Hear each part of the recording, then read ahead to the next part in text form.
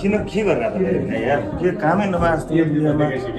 हो जान रेडी गरेर बसिरहेको छ प्याकिङ गरेर नदिने भने के गर्नु खोजेको तपाईँहरूले के हो कागज मलाई हेराउनु परेन तपाईँहरूले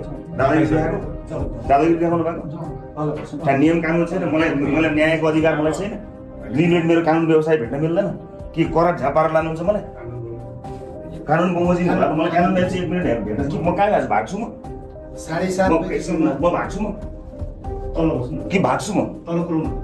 लामिछानेले उनीहरूलाई अदालतबाट आएको कानुनी कागजपत्र दिनुस् भन्दै गर्दा प्रहरीले झण्डै 1 घण्टा उनलाई टारिरहे। साथै प्रहरीका यी अधिकारीले झोला प्याक समेत अरूले गरिदिन्छन् भन्दै दबाब दिइरहेका थिए। प्याकिङ गरेर दिनुहुन्न भने अरूले गर्नुहुन्छ यस्तो पनि हुन्छ मेरो प्याकिङ गरेर मेरो औषधि मेरो सामान केही सामान चिजले लानु पर्दा मैले पर्दैन त्यति के भयो चाहिँ के हो दोकानमा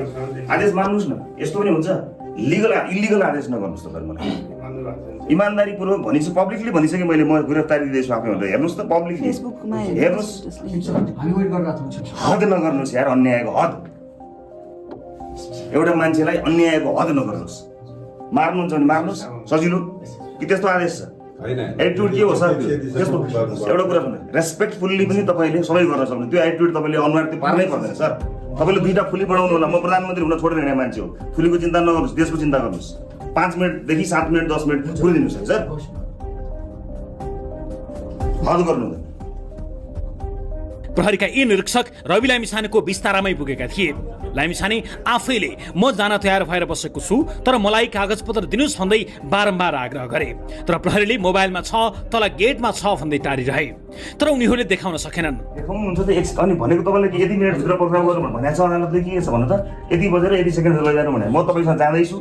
म गिरफ्तारी दिँदैछु मेरो अलिकति केही पाए तपाईँ यहाँ हेर्न आउनुहुन्छ नि आउनुहोस् मेरो यहाँ केही छ आउनुहोस् न मसँग प्याकिङमा आउनुहोस् मेरो कुरा छ म पोलिटिकल पार्टीको लिडर ऊ मेरो 2जना मान्छे कुरा गर्नुपर्छ पार्टीको साथीहरूलाई केही गर्नु पर्ला केही डकुमेन्ट साइन गर्नु पर्ला सिम्पल कुरा हो नि यो त दिन लाग्नु भयो मलाई देखाउनुहोस् के कागज देखाउनु दिनुहोस् न मलाई म रेडी भएर बसेर प्याकिङ पनि सिद्धि मेरो दिनुहोस् न मलाई पेपर चाहियो नि त मलाई पेपर त मलाई चाहियो लाग्यो पेपर सही त ल रेडी भएर बसेको छ पब्लिकले भन्छ लामिछानेका पार्टीका पदाधिकारी तथा परिवारले अदालतका कागजपत्र लिएर आउनुपर्ने अडान लिएपछि लामिछानेको बेडरुमबाट निस्किएर यी प्रहरीले बल्ल कागजपत्रका लागि प्रहरीका हाकिमलाई जाहेरी गर्दै थिए। त्यो आदेश प्रिन्ट दिनु पर्यो भन्ने कुरा छ त्यो दिनु पर्यो नि भन्ने कुरा हो के भने त्यो आधारभूत कुरा हो नि अब पाण्डवले गाह्रो भइरहेछ राजरा त्यो प्रिन्ट गरेर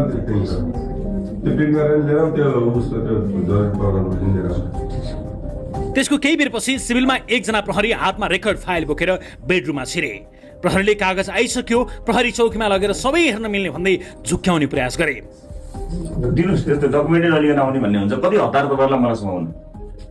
कोही डकुमेन्ट ठीक छ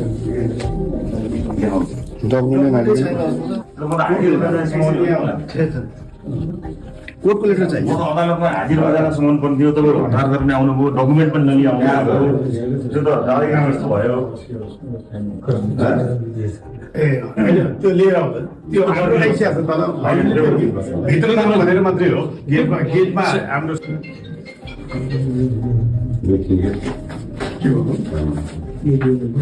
तर उनले उक्त रेकर्ड फाइलबाट रवि लामिछानेसँग सम्बन्धित कुनै पनि फाइल निकाल्न सकेनन्। रेकर्ड फाइल बोकेर आएका प्रहरी आफै के बोलिरहेको छु भन्ने मेसो पाएका थिएनन्। उनले अदालतको आदेश आएपछि सकिहाल्यो नि भन्ने जस्तो तर्क गर्दै थिए तर अदालतको आदेश पनि उनले दिन सकेका थिएनन्। त्यो अदालतको आदेश आइसक्यो बोले छोरीको अरु के चाहियो हजुरलाई सुन्नुस् न तपाईँ मान्छे भन तपाईँ घरमा आएर तपाईले यहाँ लेख्नु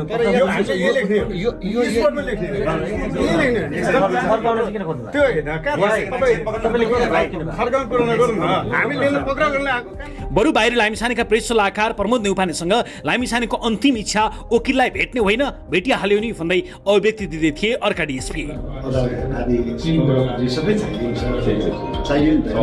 सम्बन्धित व्यक्तिलाई दिनु पर्यो अन्तिम इच्छा उहाँसँग कुरा गर्नुहुन्छ यस्तो शब्द बोल्नु अन्तिम इच्छा भन्ने शब्द बोल्दै हुनुहुन्छ यसको शब्द होइन सर नो सर तपाईँले बोल्नु भएको अहिले अन्तिम इच्छा भने चाहिँ के हो सर यो भन्नु त तल जानलाई चाहिँ अन्तिम इच्छा भनेर चाहिँ त्यही होइन त त्यस्तो बोलिँदैन नि सर सर डेढ साहब हुनुहुन्छ अन्तिम इच्छा भन्ने हुन्छ सर एउटा पक्राउ गर्न आएको मान्छेलाई अन्तिम इच्छा भन्ने हुन्छ त्यस्तो हुँदैन नि सर अदालतले दिएको पुर्जी खै त भनेर लामिछानेले प्रश्न गर्दा प्रहरीका यी अधिकारीहरू आक्रोशित हुन थाले। प्रहरीले आफूहरूले गैर कानुनी काम गरेको भए भोलि कानुनी उपचारमा जानु भन्दै चुनौती दिन थाले। त्यसपछि कानुनमा चाहिँ हाम्रो अगेन्स्टमा जाने ठाउँ छँदै छैन हामीले गल्ती गरेपछि मैले सही गर्नु पर्यो नि मलाई दिनुहोस् न पक्राउ बुझी कस्तो अचम्म यार एउटा पक्राउ दिनुहोस् न पक्राउ बुझी लेख्नुहोस्। त्यसपछि प्रहरीको न्यूनतम मर्यादा समेत नराखेका यी प्रहरीले रेकर्ड फाइलबाट एउटा खाली पुर्जी निकाले र विवरण टिप्न थाले, जबकि उनलाई कुन कसुर अदालतको के आदेशमा पक्राउ गर्न आएको हो भन्ने समेत एक्का थिएन। उनी अर्का प्रहरीको सहयोग माग्दै थिए।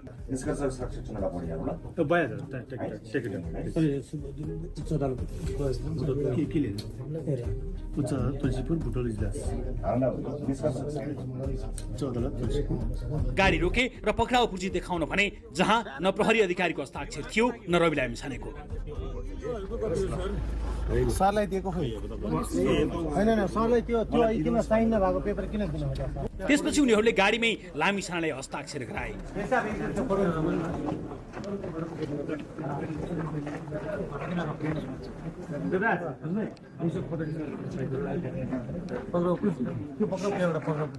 त्यसपछि उनीहरूले लामिछानेलाई जिल्ला प्रहरी परिसर काठमाडौँको हिरासत कक्षमा पुर्याए। वरिष्ठ अधिवक्ता डाक्टर भीमार्जुन आचार्यले लोक कल्याणकारी राज्यले आफ्ना नागरिकलाई पक्राउ गर्न रातिकै समय किन रोज्छ भन्दै प्रश्न गरेका छन्। सामाजिक सञ्जालमा उनले लेखेका छन्, अदालतको आदेशको पालना र कार्यान्वयन हुनुपर्नेमा कुनै दुविधा छैन, तर लोक कल्याणकारी राज्यले आफ्नो नागरिकलाई पक्राउ गर्न किन रातिकै समय रोज्छ? के टेक्स्ट एक्सन अर्थात् कानुनी व्यवस्था र कार्यान्वयनमा हाम्रो सङ्गति कहिल्यै नहुने हो? यस्तै रवि लामिछानेका कानुनी सल्लाहकार समेत रहेका पूर्व महाधिवक्ता तथा वरिष्ठ अधिवक्ता सुशील पन्तले सामाजिक सञ्जालमा सामान्य कानुनी प्रक्रिया र नियमित व्यवहार पालन नभएको भन्दै आक्रोश पोखेका छन्। उनले रातिको बेलामा पक्राउ पुर्जी बिना व्यक्तिको घरमा प्रवेश गर्ने प्रहरीको व्यवहारलाई राज्य आतंक भनेका छन्। यस्तै